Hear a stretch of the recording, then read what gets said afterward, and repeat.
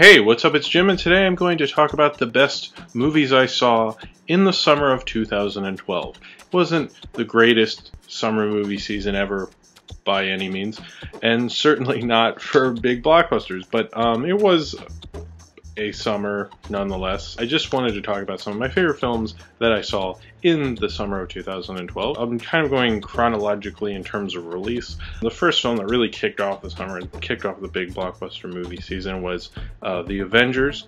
Much like the first Iron Man and a lot of the Marvel movies, this really feels like a comic book come to life. And the cinematography by Seamus McGravy. In comic panels, when you have a big fight in New York and several characters involved, you'd have a cool mosaic. You can't really do that in a movie, but he has these amazing pan shots where you'd see like Black Widow fighting somebody, and then it would pan over to Thor, who flew by, so the camera would follow him, and then Hulk would run in, and the camera would follow him. I went to this 1201 with a friend. We were in the second row, right there, and I could tell you exactly what was going on. If you do that with a Transformers film, there's so many whooshing around and moving past the camera and blurry things and shaky cam. You look at the Avengers, I mean, it's as clear as Ghost Protocol was, if not clearer. They really got the look of comic books. You know, there are several shots in this I was like, whoa, that's a comic book panel. That is a comic book panel come to life. That's really what I always wanted for an Avengers movie. The next best movie I saw this summer is Moonrise Kingdom. I really went on this adventure with them. This reminds me of, like, I guess in 2009, Where the Wild Things Are, and with Wes Anderson's last movie, Fantastic Mr. Fox, came out, and it was like kind of like hipster kid movies.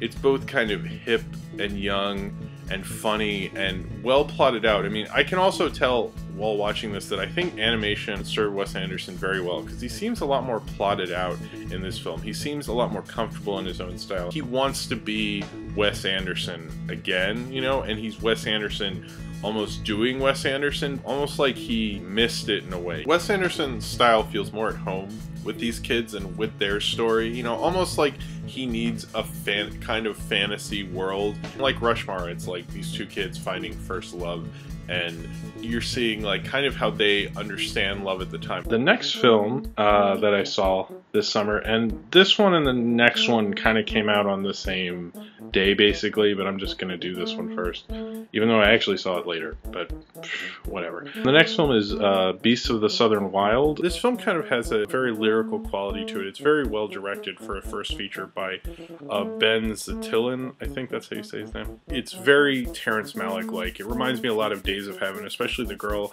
Hush Puppy, has narration throughout, and it kind of is from a kid's perspective. This is playing in the real world, but from a kid's perspective. Or pretty much the real world. You know, they don't tell you what hurricane it is. You assume because it's New Orleans, I guess, and because of where they go later in the film that it could possibly be Katrina, but they never say that.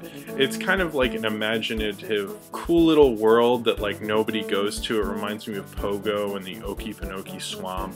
In a little ways, the refined storytelling of it reminds me of Hayao Miyazaki, and I like the combination of Hayao Miyazaki and Terrence Malick, and it makes this is definitely an art film. You know, it's very arty and independent. The next film on my list of the best films I saw this summer is Magic Mike. It's got a real kind of indie Altman-esque vibe to it. It doesn't feel like a major Hollywood movie. It feels kind of like a newer, young director's small, independent movie. There's an energy and a life to it that Steven Soderbergh has brought to it. Like, even it feels a little messy. Soderbergh has become like a really amazing studio director that could like basically tackle anything. To go from Contagion to Haywire to Magic Mike is pretty crazy. There's definitely a sense of being young and the partying lifestyle that goes along with male stripping, as you see in the film, that it doesn't just capture, you know, obviously them, you know, doing drugs or having sex or something, but it also catches on that energy, that feeling of youth and like being 19 and experience the world and finding something that you're really into. The next and final movie, and I only picked 5, and these are really in no set of order. I really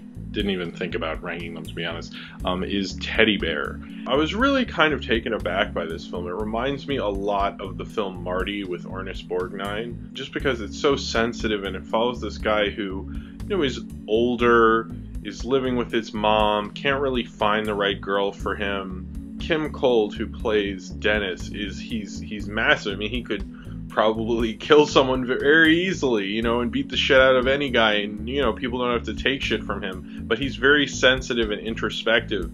He's so physically different from everyone in the film. It just makes it look like he doesn't belong. And when he feels uncomfortable and feels like he shouldn't be around all these people, he can't find his way in the world. And it makes so much more sense because of the way he is physically. It makes for a lot of interesting shots visually. He's just a massive guy and he's so big, but the fact that he's so sensitive and such a sweet person contradicts that. There's so many films, and even like something like Paranorman, it talks about not being able to fit in, and I think this is like one of the few films that really like struck a chord with me. I think, you know, the movies I picked for the best, I thought they were all really good. I really enjoyed them. And, you know, like the Avengers, I think is like a new height in the Hollywood machine doing good. But the rest of the summer was the Hollywood machine doing bad. I mean, look at Total Recall, for example, or Men in Black 3. But overall, I actually think the 4 months preceding this summer had more movies I liked. I liked like Secret World of Arrietty, Postmortem, Chronicle, Haywire, The Raid, Cabin in the Woods, 21 Jump Street. I was kind of let down by the Hollywood system in terms of the entire summer. Dark Knight Rises, you know, I don't know.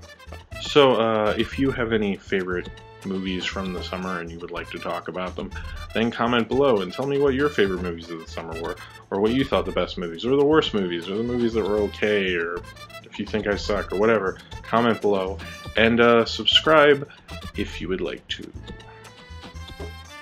It sucks when summer's over, but I guess the movies are better. But it's like, ugh, Labor Day? It's like you can't wear white, you can't do anything. I don't know.